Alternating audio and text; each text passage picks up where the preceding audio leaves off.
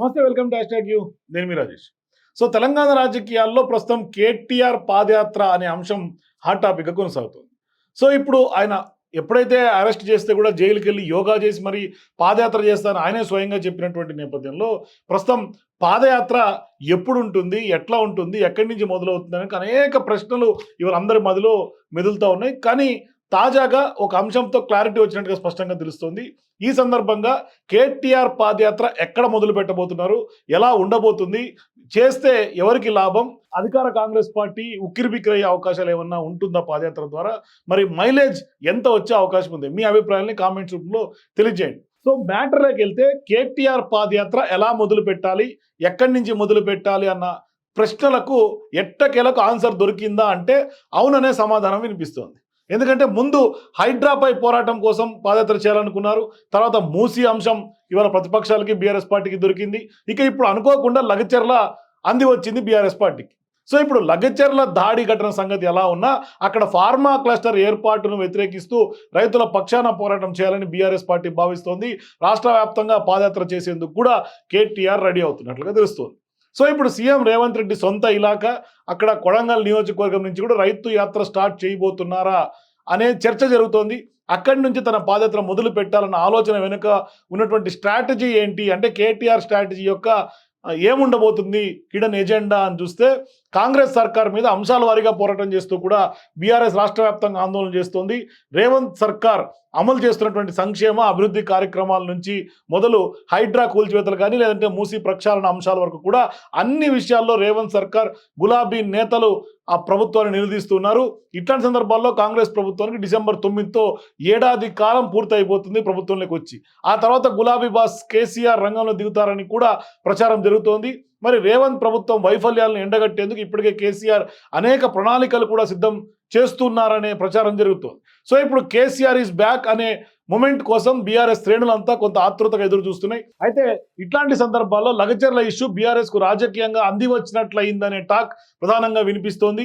So ఇప్పుడు CM సొంత నియోజకవర్గం కొడంగల్లో నియోజకవర్గంలో ఉన్నటువంటి లగచర్లలో కలెక్టర్తో పాటుగా ప్రభుత్వ ఉద్యోగులపై జరిగినటువంటి దాడి ఘటన, ఆ తర్వాత జరుగుతున్నటువంటి పరిణామాలను రాజకీయంగా ఎలా యూజ్ చేసుకోవాలన్న దానిపైన ప్రస్తుతం బీఆర్ఎస్ పార్టీ సీరియస్గా దృష్టి సారించినట్లుగా సమాచారం.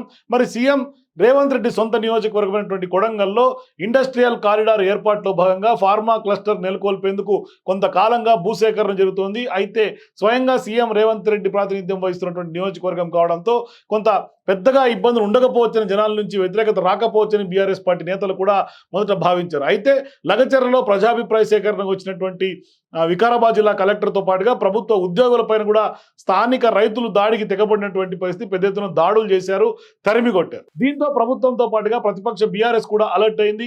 లగచర్ల దాడి ఘటనను రేవంత్ సర్కార్ సీరియస్ గా తీసుకుంటుంటే బీఆర్ఎస్ మాత్రం అక్కడ ఉద్యమాన్ని పొలిటికల్ మైలేజ్ కోసం ఉపయోగించుకోవాలనే పెద్ద ప్లాన్ చేస్తున్నట్టుగా చర్చ జరుగుతోంది. మరి కొడంగల్ నియోజకవర్గంతో పాటుగా చేస్తున్నటువంటి ఫార్మా క్లస్టర్కు వ్యతిరేకంగా పోరాటం చేయాలని గులాబీ పార్టీ ఆలోచన చేస్తున్నట్లుగా స్పష్టంగా తెలుస్తోంది. మరి లగచర్ల దాడి ఘటనపై ప్రస్తుతం అత్యున్నత పోలీస్ విచారణ కొనసాగుతోంది. దాడి ఘటనలో బీఆర్ఎస్ నేతలు కుట్ర ఉందని అనుమానాలు వ్యక్తం చేస్తున్నటువంటి కాంగ్రెస్ పార్టీ కొడంగల్ మాజీ ఎమ్మెల్యే నరేందర్ రెడ్డిని కూడా అరెస్ట్ చేశారు. త్వరలోనే కేటీఆర్ వంతు అనే చర్చ కూడా జరుగుతోంది. ఇలాంటి సమయంలోనే తెలివిగా ఆలోచించి లగచర్ల అంశాన్ని రాజకీయంగా ఉపయోగించుకోవాలని బీఆర్ఎస్ నేతలు బిగ్ ప్లాన్ చేస్తున్నట్లుగా గుసగుసలు అయితే వినిపిస్తున్నాయి. మరి ఈ అంశం బేస్ చేసుకుని రాష్ట్ర వ్యాప్తంగా పాదయాత్ర మొదలు పెట్టాలని బీఆర్ఎస్ పార్టీ కేటీఆర్ భావిస్తున్నట్టుగా తెలుస్తోంది.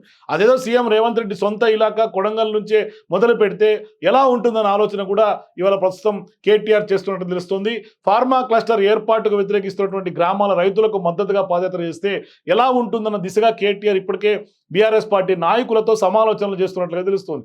ఒకే దెబ్బకు రెండు పిట్టలు అన్నట్లుగా పాదయాత్ర ద్వారా అటు రేవంత్ రెడ్డిని ఇరకాటంలో పెట్టడంతో పాటుగా అటు కొడంగల్ రైతులకు కూడా అండగా నిలిస్తే ఖచ్చితంగా పొలిటికల్ మైలేజ్ తెలంగాణ వ్యాప్తంగా వచ్చే అవకాశం ఉంటుందనే చర్చ జోరుగా తెలంగాణ భవనంలో సాగుతోంది.